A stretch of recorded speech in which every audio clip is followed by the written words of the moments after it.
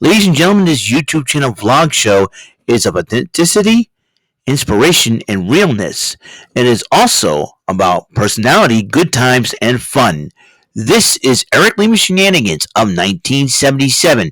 And now, here is your host of the show, Mr. Big Beefy E himself, the elder statesman of Rant and Rave, and Mr. Shenanigans himself, Eric M. Lima. Thank you very much, Mr. Announcer, sir. Well, hello there, everyone. Welcome to yet another episode of Eric Lima Shenanigans of 1977. Episode 1126 of the show. January 6, 2024, 1 p.m., folks. Yep, it's the afternoon. How's everyone doing? First day of the work week of 2024 has ended.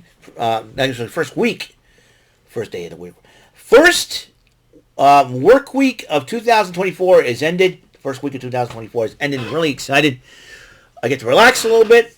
We might have a little bit of snow, but it seems like we're not going to have a whole lot, like everybody says, because I think the majority of Massachusetts is getting a whole, but it all depends, because it was pretty cold out. So, but anywho, nevertheless, I don't think we're getting a whole lot here in this region, in this area of New Bedford, Mass, because we're right near the coast. So that's a very cool thing too. But gotta be careful. But just in case, everybody be careful out there, okay? Just to let you know. We're going to talk about what happened on the first Rampage of 2024 last night. Trios action, the Hardy Boys, Matt and Jeff, teaming up with Mark Briscoe. I think this is the first time those three have joined forces, which is pretty cool.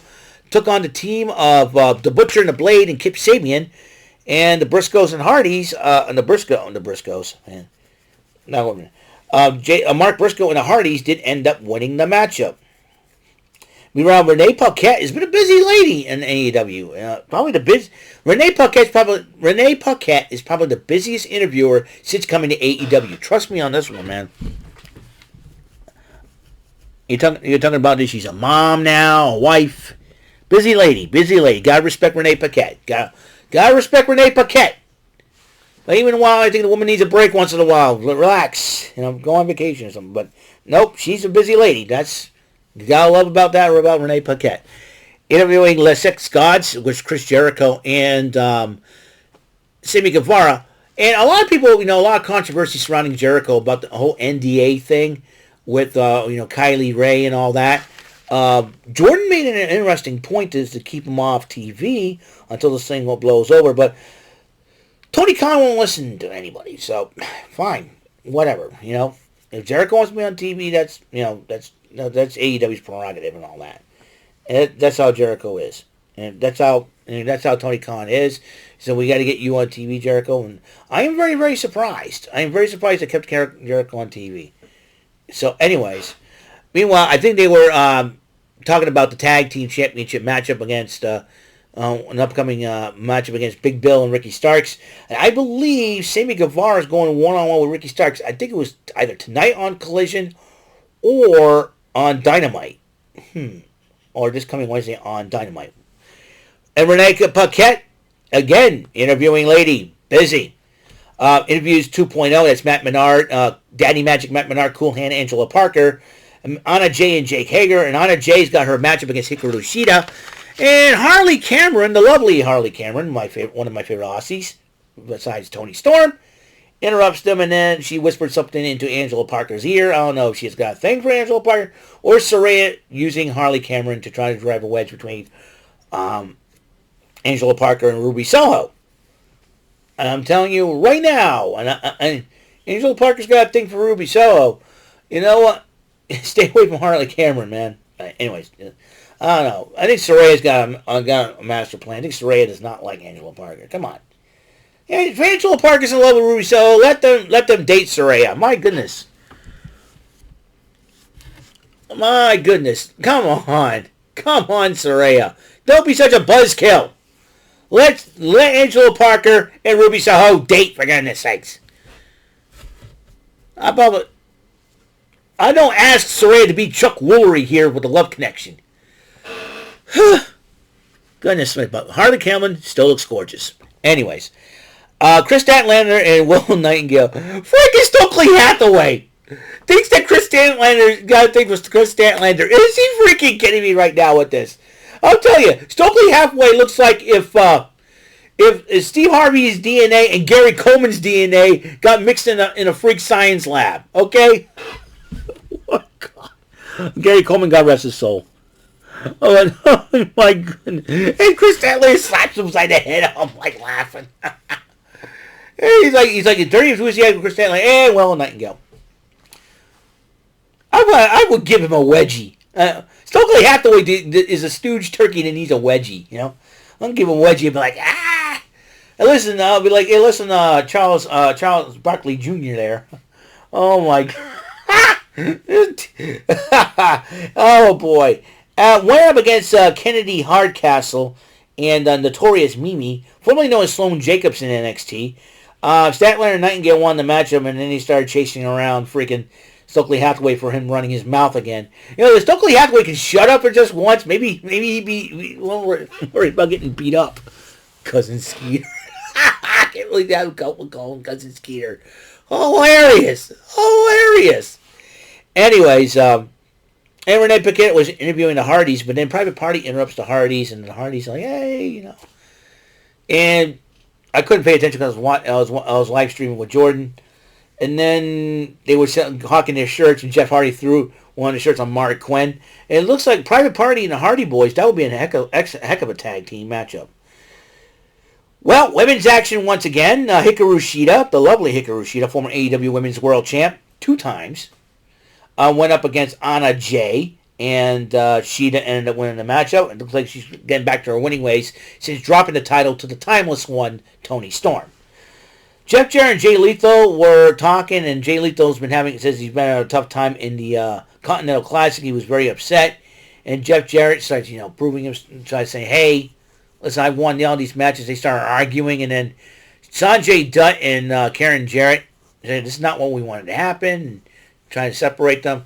Gotta feel bad for Jay Lethal, man. I think Jay Lethal needs to wake up and realize, hey, that the Planet Jarrett's been holding them back, man. And I know you guys have been friends. They've been friends for a long time since their TNA days, but come on. So, well, the main event, the Ring of Honor Pure title on the line, Wheeler Yuta defended against Commander, who was accompanied by Alex Abrahantes. Seems like Alex Abrahantes, I got to give him props because I think he's helping out the luchadors in AEW, again, adjusted to his country and all, and the ways, the ways of wrestling here and all that. I think Alex Abrahantes should be commended for that. He's doing a great job, getting all these teams, getting all these wrestlers, managing them, backing them up, and interpreting for them. And I think Alex Abrahantes it earns my salute.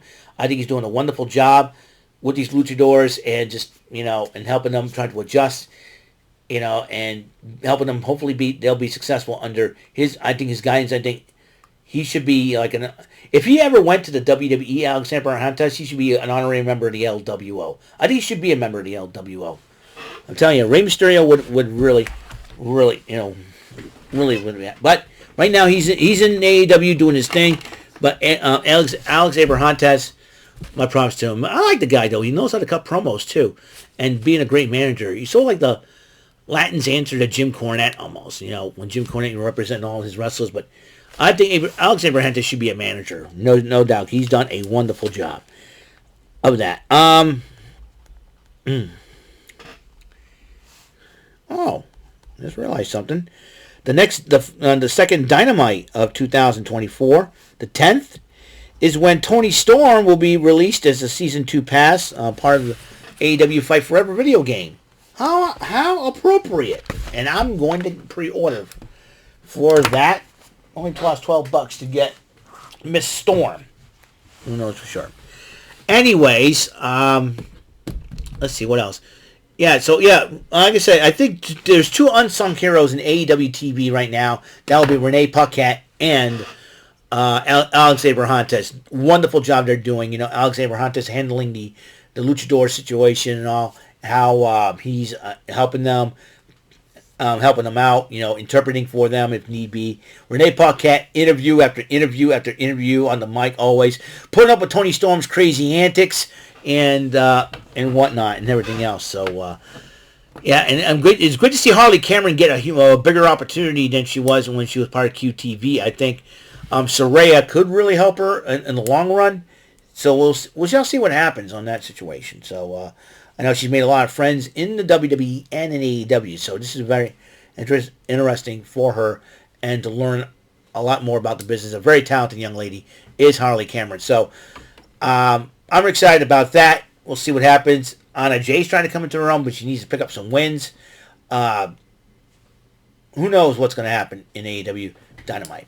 So that's all the time we have on this show, episode 1126 of Eric Lima Shenanigans of 1977. Up next, we're going to do some Card Shark Saturdays. That's episode 1127, the 70th edition of Card Shark Saturday. All right, and the first of the new year. So, until the next episode comes rolling around, Mr. Announcer, take us home. This concludes today's episode. This is Mr. Lima speaking for Eric Lima Shenanigans of 1977. A big beefy E, do it for Bob Saget Productions, and in association with a Raven Bova Telepictures and Distribution. See you next time on another episode of the show. Goodbye for now.